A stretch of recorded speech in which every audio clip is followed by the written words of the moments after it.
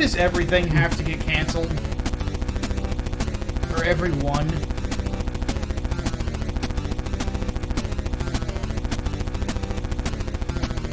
We're going to be talking about more cancel culture bullshit because video game journalists are apparently perfectly fine with game developers killing themselves. ContraPoints got canceled over making a decent point, and then, oddly enough, we have an update on the Vic Mignogna case. Let's go ahead and get started. My name is Micah Curtis. And I'm Alex Baldwin. I am not canceled. Not yet, anyway. Welcome to Micah and The Hatman.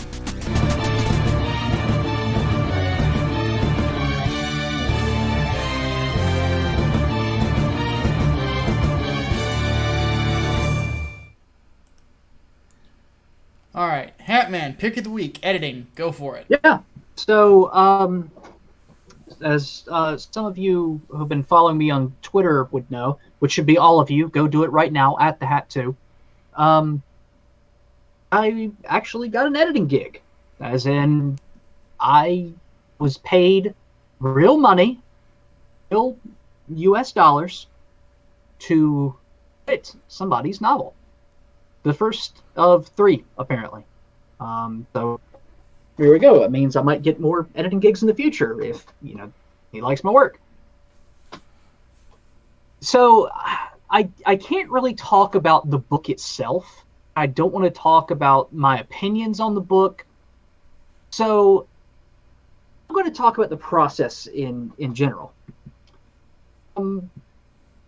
Editing is one of those things where people think, oh, I could totally do that, but not as easy as you think it would be. It's one of those things that you kind of have to have like an eye for and almost an ear for. The way I edit things, part of my process at the very least involves speaking. If I can speak out somebody has written and it sounds right, like it sounds like if I were to read it in front of a crowd and have to stop and go back and say, oh wait, hold on, then it's good. It has to sound not so much like a script, but not so much like speech either. But something that you could, I guess, like put on the radio and not have people stop and go, wait a minute, hold on, what did he say? How did he say that? That doesn't make any sense. That sort of thing. So if I edit, I'll read it out loud while I'm doing it. And if something doesn't sound right, just saying it aloud, I'll go and, I don't know, rearrange things. Or a different word. Dialogue, you can fix dialogue a lot that way, especially if you kind of like act it out. And that's why, Micah, you can absolutely attest to this. I will ask, how does this character sound in your mind? Yeah. Do they speak with an accent? Do they are they from this place? Are they, a Southerner? How old are they? How do you hear this character in your head? And with this most recent one, the protagonist is like a teenager. So that's very different from your protagonist, or not your protagonist, one of your characters being a 80-year-old Southern man who is going to use the word ain't a lot and almost certainly speak in a drawl, as opposed to a kid from wherever the fuck who is going to say well and okay and sigh a lot. You gotta figure that out. But the process is a little harder too, because you also have to know some of the rules for writing, quote unquote. How dialogue tags are used, your obvious grammar things, the appropriate use of an em dash, which is pretty much all the time. Imp dashes are so damn versatile. That sort of thing. That's stuff that sort of comes with time and practice. At the same time, if you want that added professionalism, sometimes you got to ship it off to someone who knows what the fuck they are doing, just in case you don't. Yeah. And sometimes I don't. Sometimes I don't know what the fuck I'm doing, and I have to consult. What manual of style I want to use? Chicago manual of style is typically the easiest fucking one. But it's one of those things where, honestly, the more you work with a specific writer, eventually they sort of pick up your tricks.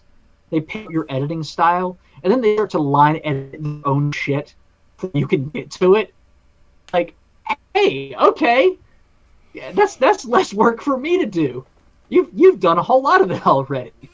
And Micah, you're definitely like that. Yeah, to say the least. I think I ripped apart your first draft of what was the first thing I edited for you? I think it was Project Lazarus. Yeah. And then, like, by the time the second book, or the draft of the second book, came around, I was like, hey, I don't have to do a whole lot of work this time. It looks like you figured out my style, so now you're just doing it for me. Yeah, pretty much. That's the thing. It helps everybody. So, yeah, that was just me kind of rambling. I don't know if that actually helped anybody. Fair enough. All right, now for my pick. I think I know what this is. You should. I've been bugging you about it the last 2 days. Yeah, and, well, you've been bugging me especially about it today. Yeah. Go to work to download the thing. Take your TV and Xbox. I don't give a shit. That's what I do. But no, Gears 5 came out early for those of us who have Xbox Game Pass Gold or whatever it's called. Game Pass Ultimate. Ultimate, Game that's Pass it. Ultimate. So, 5 days early. And the campaign is what I am reviewing. I'm not reviewing the multiplayer. I'm not reviewing the Horde mode. I have not played either of them. Strictly the campaign. To answer the first question, is lead character a Mary Sue? No. Oh, thank you. Has a lot of character flaws. Has a lot of struggles she has to go through. Very, very vulnerable person. She is not flat and strong woman, is she? No, she's more Ellen Ripley than anything. So she's actually dynamic. Yes. Thank God. Okay, Yeah. well, my concern is good to go. Yeah. Well, here's the thing about one thing I've always liked about Gears of War. They don't treat their female characters and their male characters any different. They really don't. And I'm going to have to minimize the chat for this one, too. God. Why is everybody so... I have been, like, up and down emotionally, and somehow everybody else is more cynical about the world than I am, and it's driving me crazy. I might have to take, like, a week off of the internet between videos and shows. Like, Jesus Christ, people. Well, play Gears in that time. Yeah, well, and this... back on track. Fuck. Is... The storyline takes place at varying points between a few months to about 6 months after the closing of Gears of War 4. 4 ended with this new Delta, basically. Mm-hmm. Fighting back against this new horde that you learn is basically the Locust. They have found a new way to breed, basically. And as such, the war has begun again in earnest. And that is where this game starts up.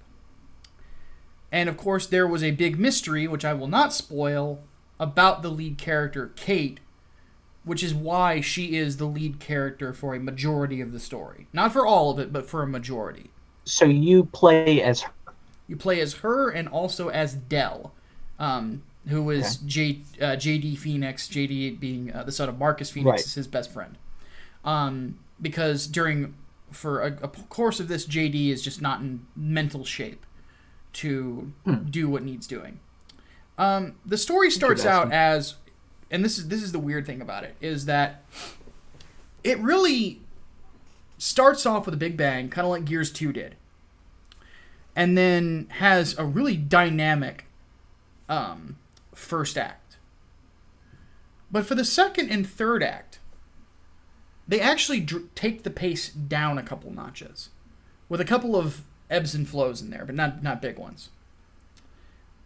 It really is this weird traditional 3-act structure. There's no in medias res anything here. And I was surprised that they went so traditional with the storytelling. But what they do is they introduce these open world sections where, well, not quite open world. It's a big map that you can explore extra stuff in. So there are some side quests you can go into if you want, but you can completely skip them and lose nothing. They're basically there for a couple of upgrades to Jack, the robot, and that's about it. So if you want some extra upgrades, you can do them and get a little bit of lore thrown in if you like the Gears of War's universe's lore. But it's not like this is an open world game. It's not really. You know? Okay. So no, it's not Skyrim, Hatman. Okay. That was my fear. Co-op in the campaign is 3 players. Now you might ask, but wait a minute. For a majority of the story, I'm only playing as Kate and Dell. Who's the third person? You get to play as the fucking robot. What? Play as Jack? You can play as Jack. What? Yeah. So for those who don't know, when Hatman and I get to play this together, he will be Robo Hatman again.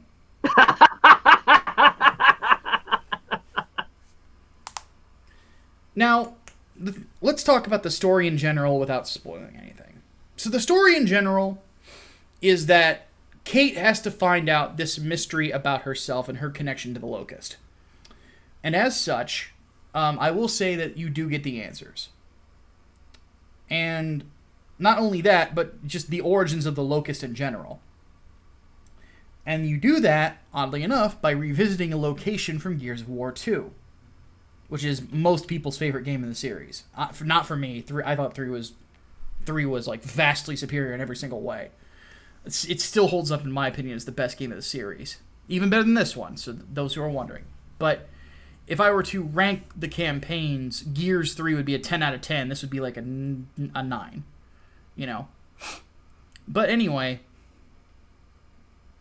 the cool thing about it is that Kate gets the answers that she needs.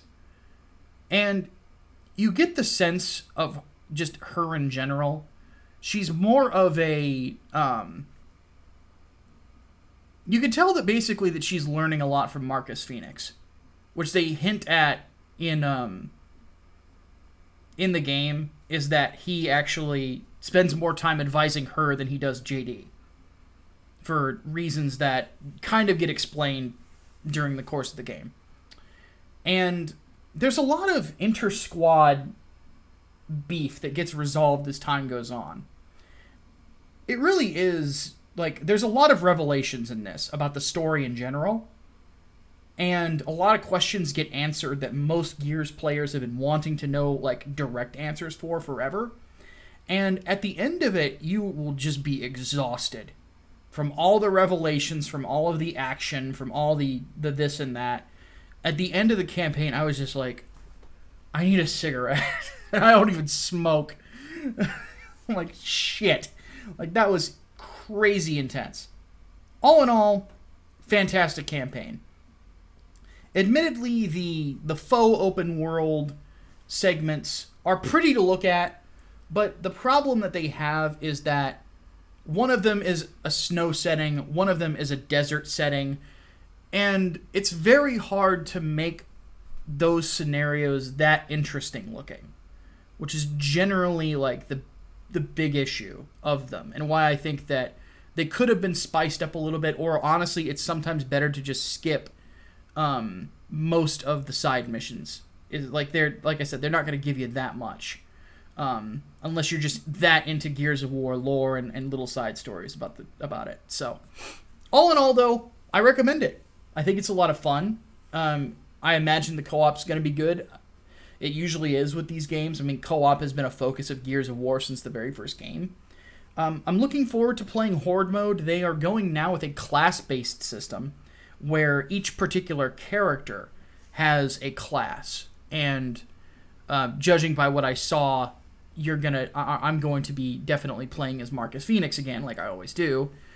But what's really funny, though, is if you are playing the multiplayer and you either got the game on Game Pass or anything like that, in the multiplayer, you can play as Sarah Connor, voiced by Linda Hamilton, or you could play as the fucking Terminator if you're playing with the Locust. I think I'll go with her if I want to live. No, wouldn't you go with the Terminator if you want to live? Because he's the one Depends who on which Terminator it is, though. Well, it's if we're talking like, yeah, it was the T-850 that said line. Fair enough. Personally, I wish it wasn't just a movie tie-in. That you could have Michael Biehn on the COG side as well. That would have been pretty cool. But you can also play as two members of Noble Team from Halo Reach as well. Though, given how much given the fact that they're more known for anything in the Halo universe, for dying than anything, I wouldn't make them my first pick personally. Oh, one thing I do have to spoil: Clay Carmine comes back, and he's still awesome.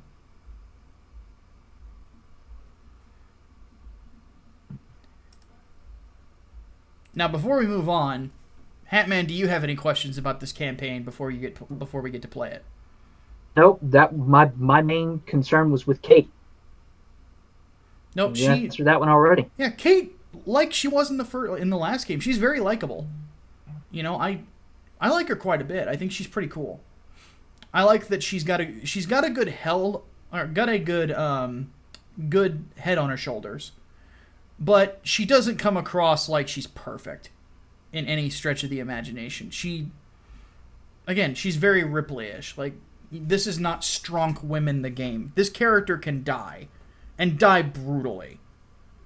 Like, Gears of War is one of those weird things. It's like, this is what gender equality looks like. Because I remember when Cliff Bleszinski was with Epic, when this series was being done by Epic Games, he even got on feminists for criticizing him. He's like I remember he said, "Fuck you, this game passes the Bechdel test," and "Fuck you." This was about Gears 3. He's like, "Fuck you, it's not real. Women die in fiction all the time. Get off me." And I agree with him. So, Cooper's Revenge Home says, "Does it help that she looks like she's your type?" Yeah, they gave her a nice butt too. I await the Polygon think piece where they get mad about how attractive she is. It will happen. Because she's very pretty. So. And yeah, Cliff Bleszinski did have balls back in the day. So. But yeah, definitely gets a recommendation from me. But then again, outside of Judgment, I recommend the whole Gears series. I love them. Do we get a D Carmine? No, that Carmine, the fourth Carmine brother still has not been seen yet. But you do see Clay's niece, and she's a badass too. So, yeah. Okay, let's go ahead and get into the topics. Hatman, are you ready to explain some silly? Depends on the silly. Why is ContraPoints, Queen of the Woke, canceled? Because ContraPoints apparently hates indies. That's non-binary people, for those who don't speak woke. Yeah, so she a string of tweets basically saying, like, she finds it weird that people align her with this new wave set of trans people because she considers herself like the old guard, quote unquote. And she feels kind of alienated because a lot of trans folks that are out now are non-binary or genderqueer or just neither man nor woman, whereas she is a traditional male to female trans woman. So there's a bit of a disconnect there, and people said, "Oh, well, you hate non-binary people. How fucking dare you?" And tried to cancel her for it, and she's deleted her Twitter. Note, a movie Bob, Brianna Wu, actually came to her defense, and people tried to cancel them as well. It's nuts. It's fucking crazy. Ghost says she's also a bread tuber. Yes, that was actually brought up from the people trying to cancel her, saying that she was a liberal, not a leftist. Honestly, it's fucking stupid. Which is bullshit. She is a leftist. She is. She very much is. So why is this fucking relevant? Because it shows cancel culture goes beyond just someone did something terrible or allegedly something terrible. It's someone literally did not conform 100% to my views of reality and therefore deserves to suffer. What in the literal, theoretical, quantum hypothetical fuck?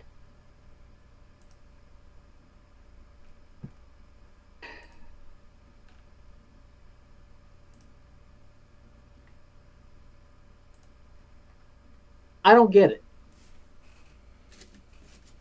Live by the woke, die by the woke. Evidently so. I mean, we've seen this shit in the past. Hold on. I forgot a donation. I'm so sorry. Oh, shit. Okay, yes, donations. Servant of God said douchebags, douchebags, and more douchebags. I wanted to save it. Thank you for reminding me. That is all that makes up cancel culture. Also note the word cult in it. Because a lot of things in the left nowadays, some right, sadly, is all they are. Don't descend into calling them cults. Don't give them that. Don't do that. I've been getting on people in my fucking Discord server about that. Do not give them labels. Do not destroy your ability to think.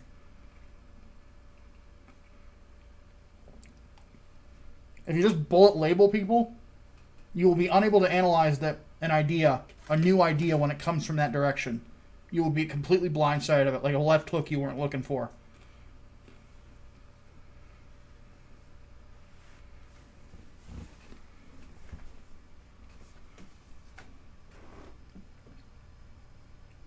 But anyway.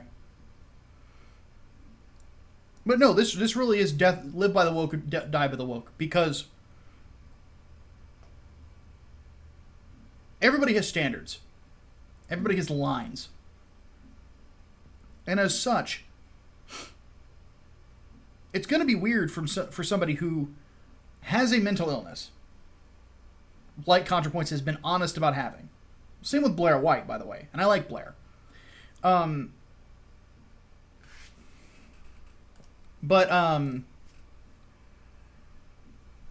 a mental illness, has been honest about it, very open about it. Kind of have to be on this platform. And is like, yeah, this whole trender thing is weird. I don't consider myself that. You know, I have this. I've had it for a while. Even when ContraPoints was an anti-SJW YouTuber. You know, was very honest about being trans. So, yeah. It's a... This is the modern left in entertainment, too. Because I consider YouTube to be more entertainment news than really politics news. And when it comes right down to it,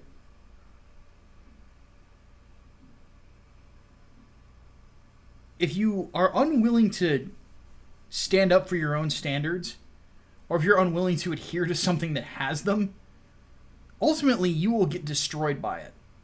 Mm-hmm. That's why it's good to have things that are static in your life.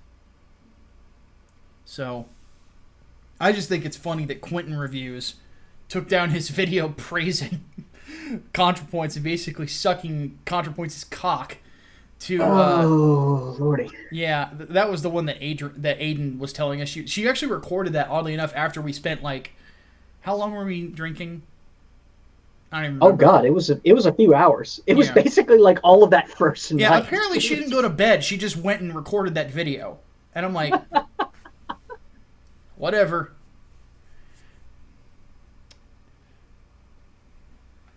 All right, yeah, it is what it's. What was the Randy Harper line? You made your bed, now get fucked in it. It's something like that. It's hard to be sympathetic here. It really is. Well, it's also it's just a lot of expectations. Like you were required to live rigidly by this lifestyle. I mean, I remember when Lace Green first got canceled because of some like old phobic things that she said like 5 years prior. You know, dug out. She's like, I literally do not hold those beliefs anymore. And people still lost their shit. And they still bring that shit up too. It's, you have to be perfect 100% of the time, apparently. And these people are going to be really fucking disappointed when they find out there's one dude who got that for. Oh, wow. So Serena just threw $20 at us. Ooh. Wants us to do a comic review called The Wicked and the Divine. It's a comic about gods as pop stars. Like the gods as designs, wanted to incorporate a similar idea into my story. It's ending this month, I believe. The Wicked and the Divine. I think I've heard of this one. The Wicked plus the Divine.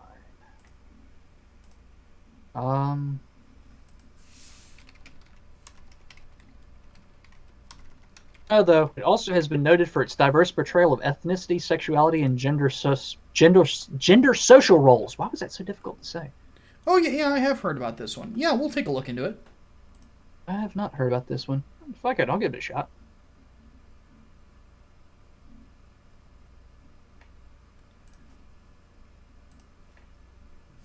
All right.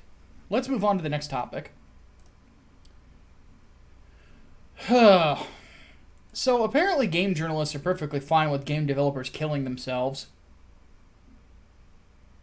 Oh, we're talking about this again. Yeah. So this is a direct response to a couple of articles I saw. One that was on Wired, one that was on Boing Boing. Declaring that Zoe Quinn is a victim... article. Hold on, go ahead. The Boing Boing article was written as sort of a response / follow-up to the Wired article, just for posterity's sake. Yeah. Some people tried to say this was like new Game Journo Pros thing. While a second Game Journo Pros group almost certainly exists, not quite at that level. No. It's not quite at that level. Not yet, anyway. It could get there. No. Now I'm going to hit the rum. No. No. Here's something that we need to say right now to debunk this. What court decided that Zoe Quinn was a victim of anything? Who has been convicted? Name names, cite sources, or shut the fuck up. Where? When did it happen? At what point did that happen? Who is in jail for sexually assaulting Zoe Quinn? Who? Who are these people?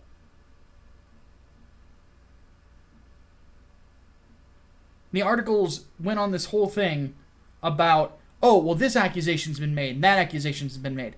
Where are the cops? Where? How many times have the police been called? I'm almost done. With this particular case, you do not get to sit there and say that society's rules are bad because people don't, like, they try to blame this on Gamergate, and man, apparently it's toxic masculinity if you commit suicide. That's fucking an evil statement, by the way. I'm not even gonna bother arguing against it. It's fucking evil. You're basically pissing on a man's grave because of something that wasn't even proven about him. Fuck you. Seriously, you're evil. Go to hell. Do not pass go. Do not collect $200. I hope you burn in hell for eternity for that statement. That is one of the most evil things I have ever seen written. Not on Stormfront.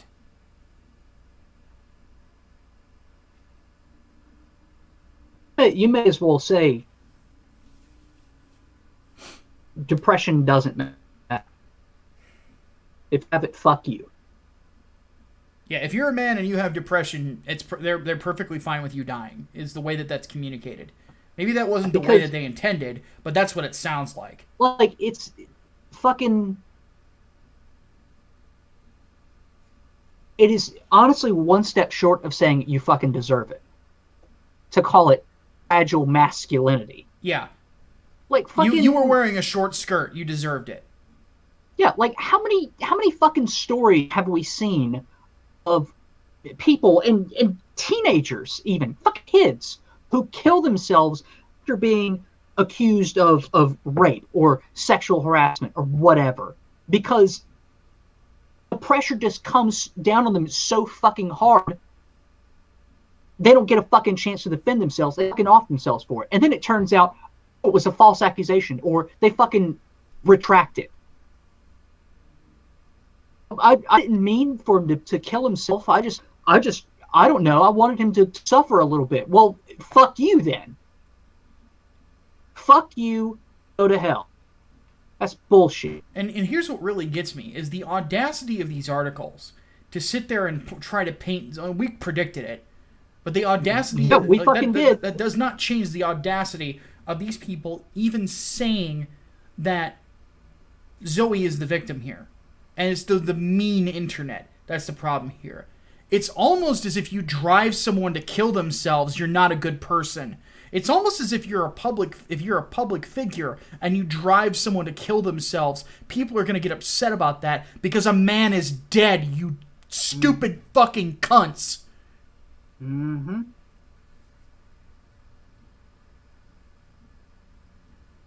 I'm still waiting for the Polygon article to drop. I feel like that's one in the fucking pipeline. That's going to be the one with the interview, the exclusive interview that they do. But fucking this shit just blows my goddamn mind. Is there a term for going like above and beyond a double fucking standard? Because we have entered some galaxy brain shit. We had a goddamn conspiracy. I'm Gamergate because it wasn't explicitly Gamergate. It was called the conspiracy at the time. But we had something like that, where an individual accused of not only sexual misconduct, but now trying to abuse their partner by using their influence,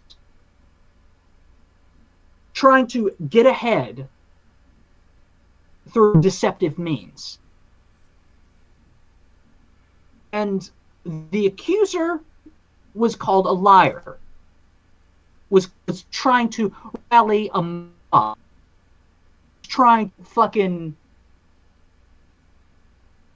I don't know, destroy a poor innocent person.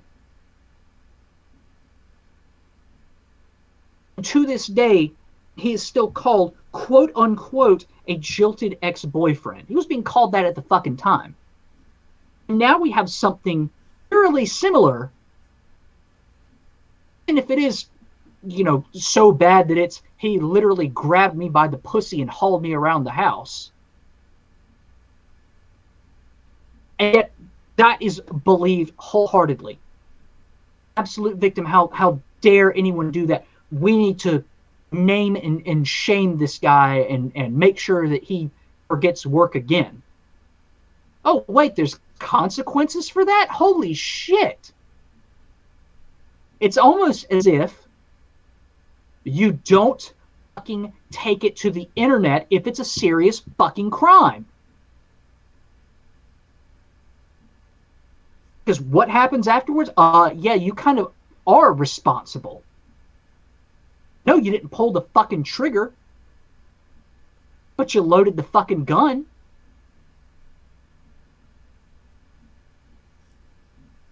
Jesus Christ.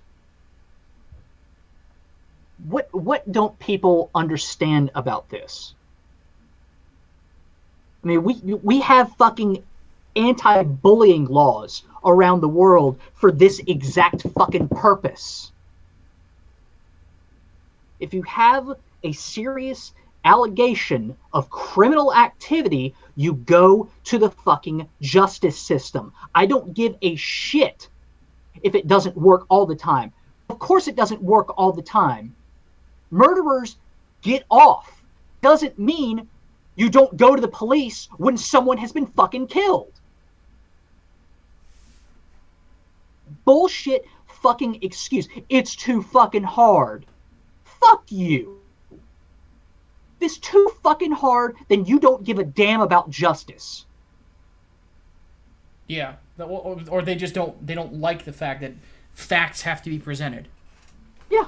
But that's the thing. They don't operate on them. And that's why I said that at the beginning. They are trying to change. They don't want to work by the rules of society. They don't want the courts. They hate the courts. The courts are men in their eyes. Somebody's talking about me, apparently. But because of that, they want to avoid it at all cost. That's why they love the court of public opinion. That's why they want to destroy people, is that there is the possibility that they can get away with it. And we'll be talking a little bit about that for the next topic, but to close this one out, and we just got a donation from Servant of God saying, boycotting Zoe Quinn, anything she's attached to until they disavow her, she goes to jail. Your thoughts? I don't know what you're going to get her going to jail to. But, yeah, well, I would encourage the exact same thing. I would encourage the exact same fucking thing. What can you boycott? Well, yeah, so her shit. Well, shit doesn't come out. She did have 2 comics that she got. So, oh yes, and Betrayal at House on the Hill. Don't buy that because she wrote a fucking haunt for it. Yeah. But no, and something definitely needs to be said of the mob again too, because if there was no mob, people were not so quick to cancel, not so quick to jump on this bandwagon. And I'm certainly guilty of that too. I absolutely fucking am. I'll readily admit that. But so long as that mob exists and continues to propagate like they do, they have power. And the court of public opinion can be weaponized to become a lynch mob. The sooner we actually become discerning about this shit, the sooner people taking their accusations to fucking social media instead of the police ends. Yeah. Don't take them seriously at that point. Just don't. Mm-mm. Nope. I don't. We're past. And that's got to be for anybody. Yeah, we're past the point of trust but verify. It's simply verify or shut up. Yeah. Again, this has to be for everyone, even the people that you don't fucking like. You have to be willing to say, okay, but I need the evidence. Habeas corpus. Like, even if it's a reset the clock moment. Yeah. You have to give the benefit of the doubt. Exactly. All right, let's move on to our final topic because we've only got a few minutes for it. So, right. Vic Mignogna's case, we need to give an update on this one for the audience. Yeah. This will be brief. So, yesterday was one of the first judge's preliminary ruling on some of the charges in this particular civil case. And basically is that tortious interference has been thrown out for everyone. For Funimation, for Monica Rial and Ron Toye, and also for what's her face. Why is she blanking on me? It's the other woman that was big on this one. It's Monica and Hatman. Jamie Marchi. Jamie Marchi. Everything against Marchi has been thrown out. All of it. Then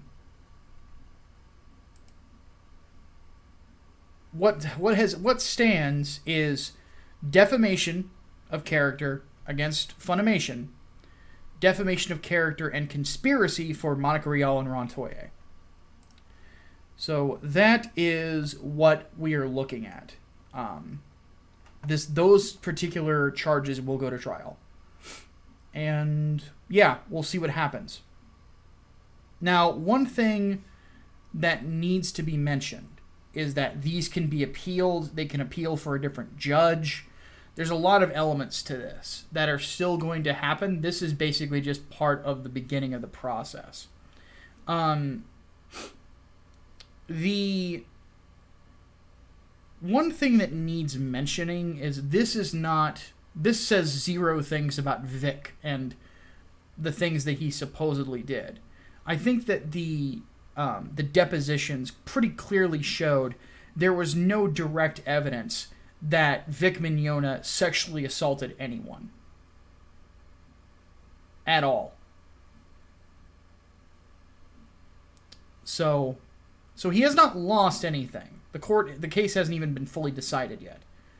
So if he gets them on defamation of character and gets Rial and Toye on conspiracy, that's still a big win because it proves that there was a maneuver for these two to try to destroy his life. Now, here's what I don't understand. How can you keep conspiracy but get rid of tortious interference? It doesn't make any sense. But the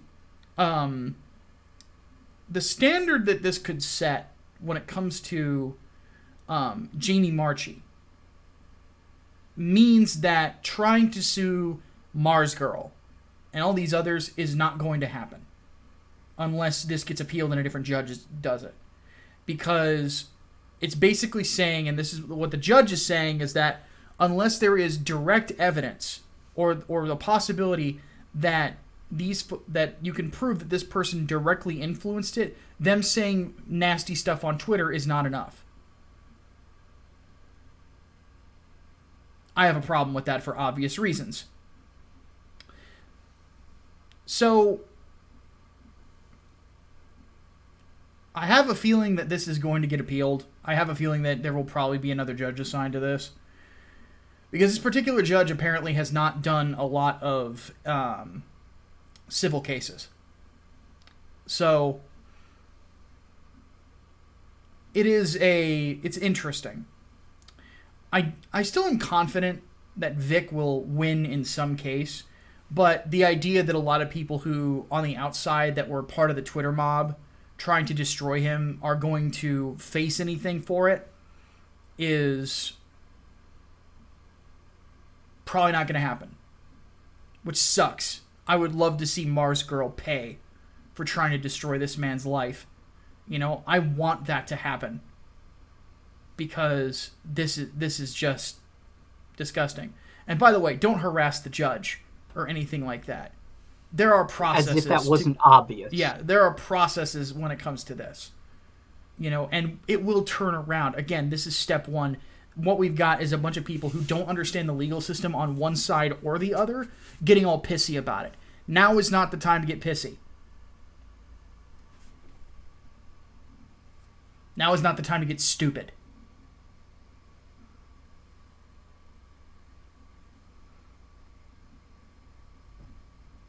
When it comes right down to it, what I am realizing is that this particular cancel culture, and this is just a general statement before we move into the Q&A, and we'll extend Q&A by 5 minutes because this is going to take me a minute to say this, is that cancel culture in and of itself is not a right or left thing, I'm noticing, because there was a left-wing professor who was not really a leftist anymore. I read this on Reason, who got canceled by a right-wing group and lost his job because at one point in his youth, he was very disrespectful towards America. He doesn't hold those views anymore, or at least not all of them.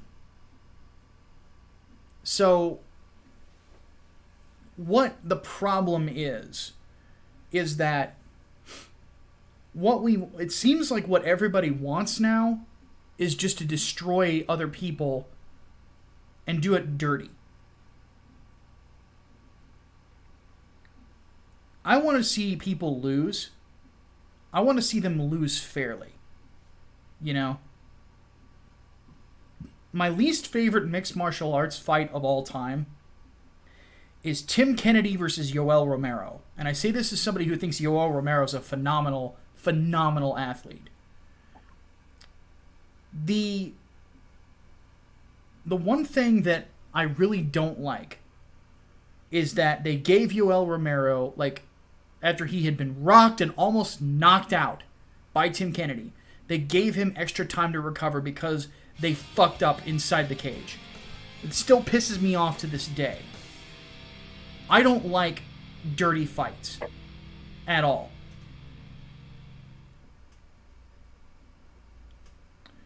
There are systems in place. There are ways we can win. It's very simple. You hurt them in their wallet. You take your money and you go somewhere else. This is something I ranted about. Oddly enough, this rant led to Englewood getting funded. But this is the thing. There are those of us out there that will never get anywhere because of the way that the current culture is. But the people who have the real power, the people with the wallets, will not get behind us either when we try to push forward. They sit there and, woe is me, da da da. We need your fucking help, man. And there's some people who do. Don't get me wrong. And I'm not meaning to insult those who do. But they know who they are. But there's a lot of people who sit on the sidelines and just whine. Aren't willing to help people out when we could use you. The people who are willing to fight back need evangelists. From the smallest guys to the biggest guys. Yeah. And even if you don't have the financial backing, you can spread the word. Yeah. We need that. We need it.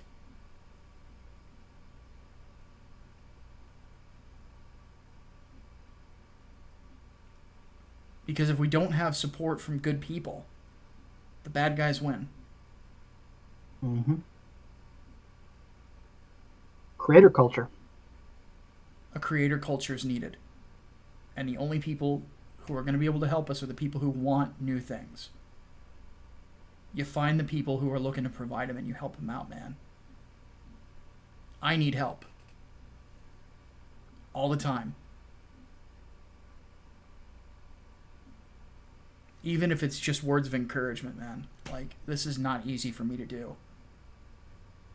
Not to mention, I'm not in a good point in my life, you know? Going through therapy, for God's sake. You know, but I want to keep going. I don't want to quit. Even though there's, like, a big part of me that tells me to quit every single day, I don't do it. But guys like me need help, man. And I'm more than happy to create cool stuff for you guys. And I want to. And I want to do it till I die. But I'm nothing without this audience. That's basically the end of it. Two-way street.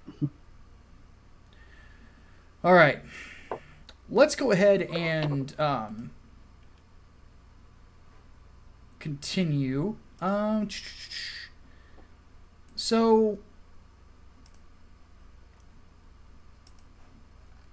time for Q&A.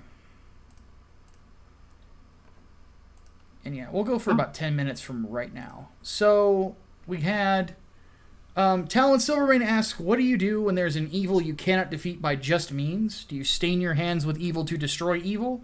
Or do you remain steadfastly just and righteous? It's the second. You know, he who fights monsters inevitably will become a monster himself. And when you stare into the abyss stares back at you. It's Friedrich Nietzsche.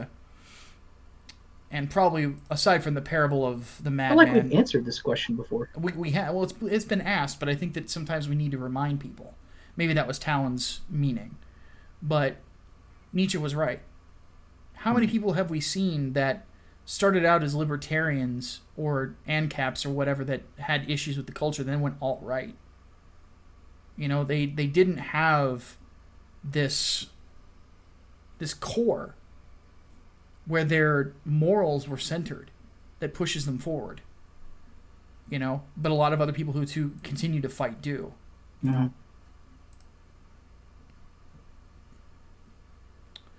Zion the Blank wants to know, he asked this in heavy metal of all things, because I put in there that I was listening to the song Abeyance by Bellacore.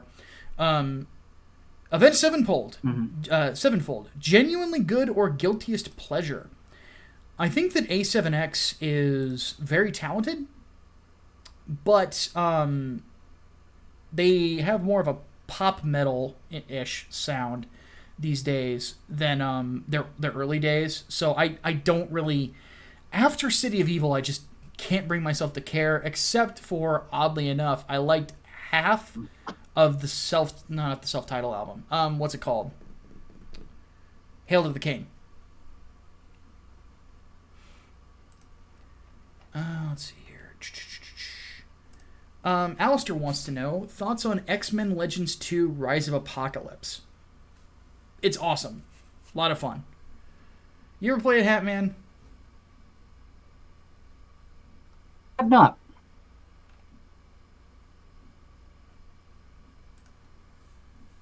The button. Just go ahead. Nah, I'm not going to shame you. It wasn't really like that popular of a game. Ultimate Alliance is shame me really because I actually owned it. Oh, well, yeah. Everybody shamed the Hatman! Everyone shamed the Hatman! Shame! Shame! Shame! Shame! I'm going to be honest with you. I'm kind of retarded. Alright, and then Holy Ninja Toe also says, thoughts on the Funimation leaks? Oh, God, that was hilarious. That was actually hilarious. I will just say this obviously hypocritical. Who is Chi-Chi's voice actress? I always forget her name. It's not Monica Rial. No, it's not. I don't think it's Jamie Marchi either. Who is it? The voice is not. I forget. She was at fucking GalaxyCon too. Yeah. Well, the thing is that she could start a Patreon and do Chi-Chi ASMR and like moaning sounds and make millions. Like, goddamn, lewd shit. Like serious. I was like, okay, that was fucked up, but kind of hot. You know, that's really weird. And then Zion the Blank asks, he recently bought Hotline Miami, Mother Russia Bleeds, and Serious Sam 1 in a sale. Thoughts on these games? Hatman, have you played any of those? Read them again? Hotline Miami, Mother Russia Bleeds, No. Serious Sam. No. You haven't even played Hotline Miami? Like a little bit of it. No, Everyone shamed the Hatman! Everyone shamed the Hatman! Shame! Shame! Shame! Shame! I'm going to be honest with you. I'm kind of retarded. Holy freaking crap, dude! Actually, I think I own it on Steam on top of that. Oh my god, Hatman. I'm just never fucking on Steam. I just don't. How can you not play Hotline Miami? I swear to God, it was either Hotline Miami or Hotline Miami 2 that I played at a place. Two, it's It was one of them. Two. I played don't a really little have bit a of problem it, with people skipping but- 2. You can't skip the first one. Like, the first one's incredible. But, no, they're, like, Hotline Miami's a classic. Mother Russia Bleeds is pretty good. And then,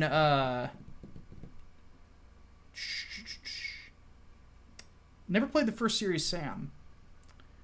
Because it always kind of felt like Discount Duke Nukem to me. But I do own BFE, Before First Encounter, and that one's pretty good.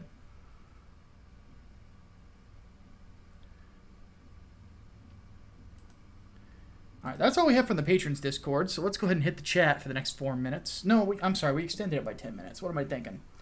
Yeah. Hatman, pick questions. I'm going to put my head down for a second. Actually, one of those questions are you okay? Let's quite. do this no. one first because it's really... Who was it who asked if I was okay?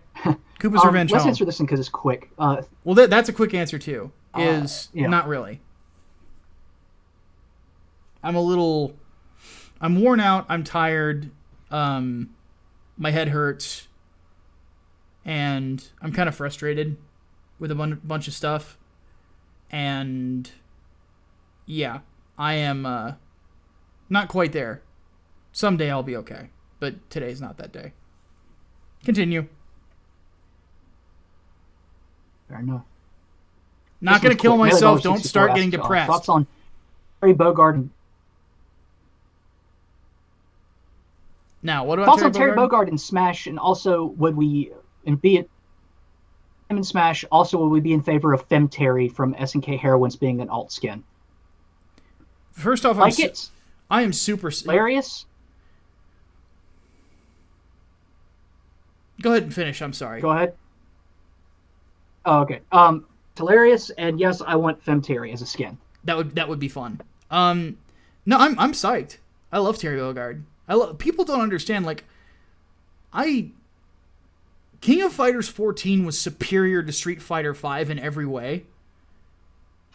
I was just about to ask, is it bad that I know him from King of Fighters and not Fatal Fury? That is kind of bad, to be honest with you, because Fatal Fury is a classic. But then again, I know, but I played so much of King of Fighters 95 when I was growing up. So fair enough. No, the thing about SNK, they're popular everywhere but America, like soccer. I think it was Gaming and Pandas that made that point. And it's true. You want to know why? Because this is the interesting part. Because SNK characters are really big in Latin America. The reason for that is because the SNK hardware for boxes was cheap to produce. And they had really good game designers. So what they would do is they would put those cabinets anywhere that had the money for them. And they made millions upon millions everywhere but the United States. For some reason, games like Fatal Fury and King of Fighters and Sam Show never really took off here in the United States. I didn't even know that there was a Sam Show Past 2 until recently. I was like, I thought there were only 2 of them. So, yeah, but they're huge everywhere else, and that's why. Is you could just put those boards anywhere.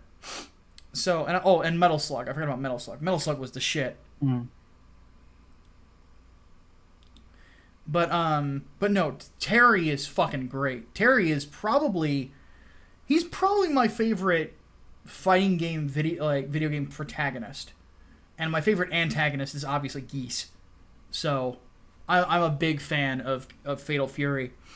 I honestly kind of don't want them to do another one, though, because the last Fatal Fury game was Garrow, Mark of the Wolves, and Geese is dead in that timeline, but he's alive in the King of Fighters.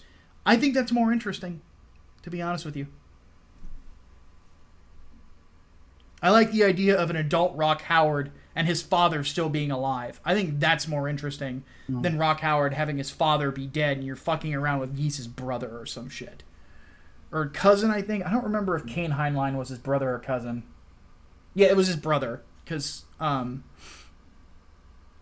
which doesn't make any sense because Geese's name is Howard, not Heinlein. Whatever. But,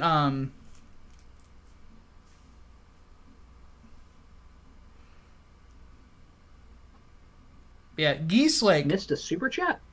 Did we? Hold on. That's saying.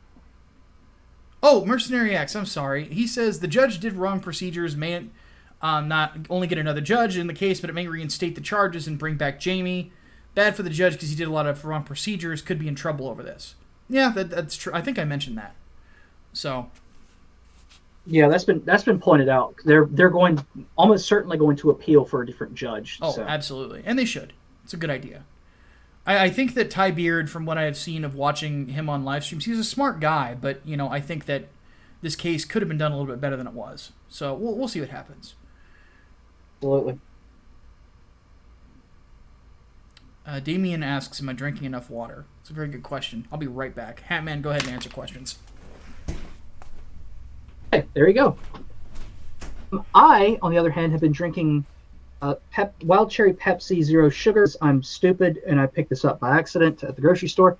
And Diplomatico Rum, which apparently comes from Venezuela. So Venezuela has done at least one thing right in its existence. Okay, so 100. I have not played Fire Emblem Three Houses yet. My list. I'm going to get it eventually.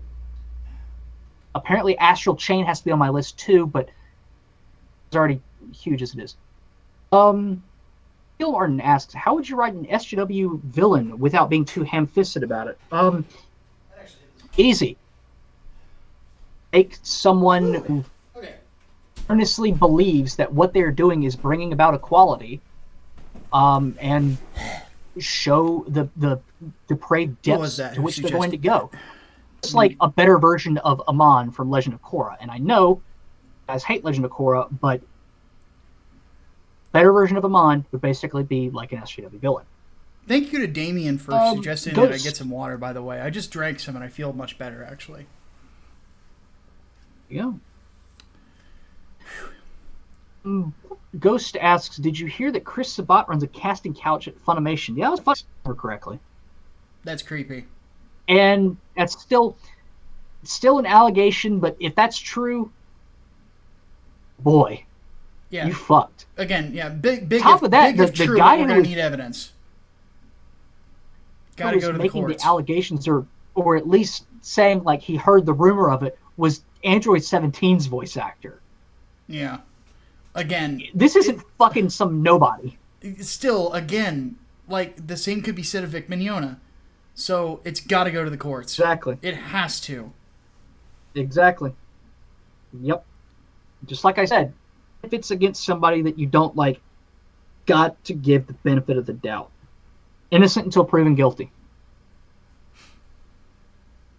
The leaks were hilarious. DBZ abridged before it actually became. Yeah. All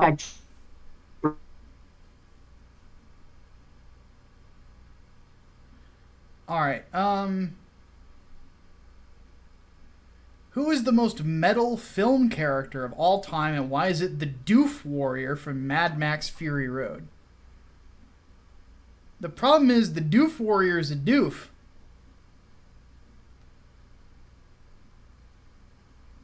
The most metal film character of all time?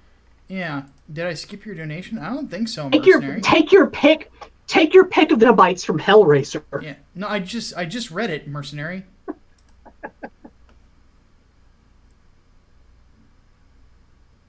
Okay, Matchstick has been asking this one forever. No, hold on. I didn't get my pick. Hold on. Okay, fine. Get your damn pick, and then we got a Matchstick. So, film character of all time.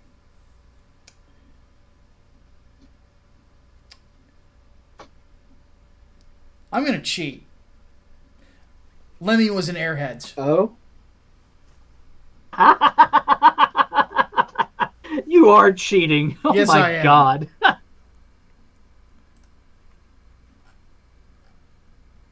Oh, God. Oh, well. Okay, now to Matchstick's question. Would you make a big 40K video game RPG? 40K? Oh, God.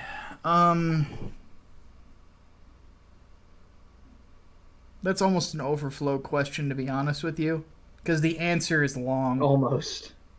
I think we should save that for the overflow. Hardboiled, grab that one. Grab that one.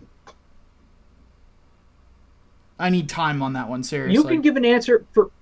You can give an answer for me. I'll give you something right now. I would probably end up going down the Mass Effect line. Just to have a similar approach to that. Mass Effect 1 specifically. The only way that I could think of doing it as an RPG.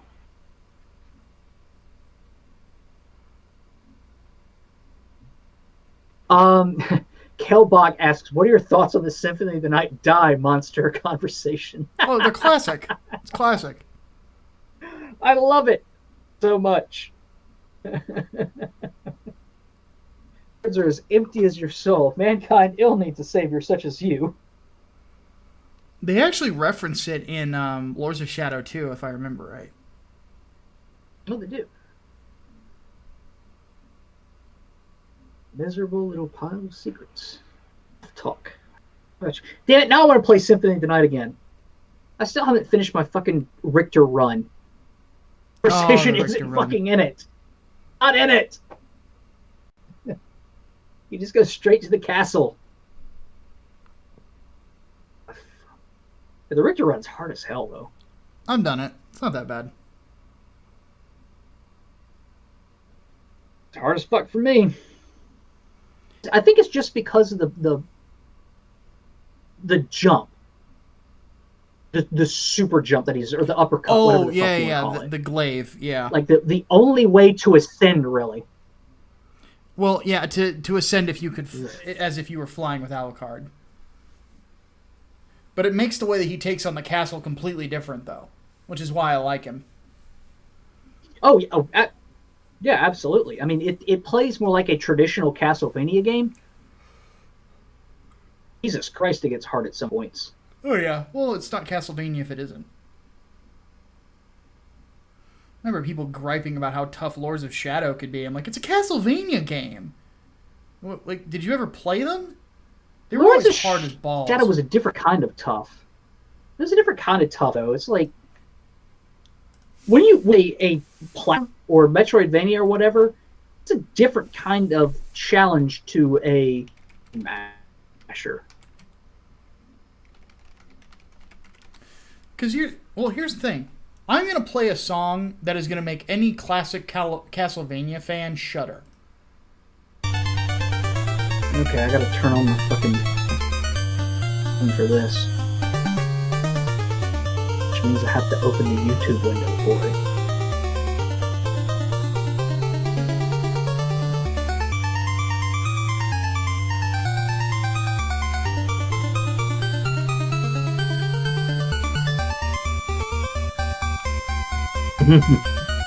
Yeah. Boss theme? Yeah, it's the fucking clock tower. Yeah, we don't talk about that. No. And not just any clock tower, it's the clock tower from 3, which is the second fucking level. The hardest of the original 3. 3 is a nightmare. 3 is Dark Souls before Dark Souls. Like, seriously. That game is fucking hard.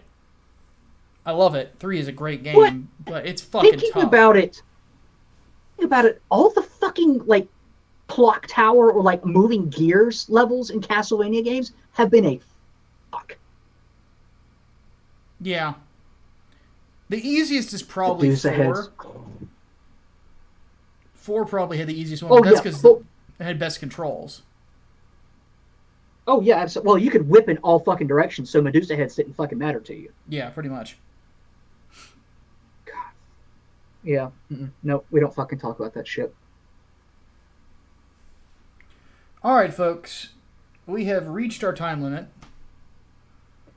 My head hurts, so I'm going to go lay down. And then Hatman is going to go try to install gears, and he will message me when he is finished. Right. Fucking connection. I almost have to see if my fucking connection holds up first. We got like 3 gigabytes when I was able to hold a stable connection for the longest time. hold on. 3 gigs. Holy Ninjato says Miss Marvel skin for Carol isn't unlockable in Ultimate Alliance 3. Where? Where do I get this? What? But anyway, Wait a start, minute. go ahead. Hold on. Yeah. Oh, Danvers, Miss Marvel. This is It better Carol be. when she had ass, and Marvel Ultimate Alliance 3 is a Team Ninja game, dude. This was Carol Danvers when she was good. Yeah. No, how do I unlock this? It's an Infinity Rift. Which one? You're telling me that there is the possibility in a Team Ninja game to have Carol Danvers in her hottest costume. I need this. Give it to me, you fuckers. Nah, seriously. Just tell me where it is. I'm going to go get it. All right. We are going to go ahead and take off, though. I'm going to get some rest.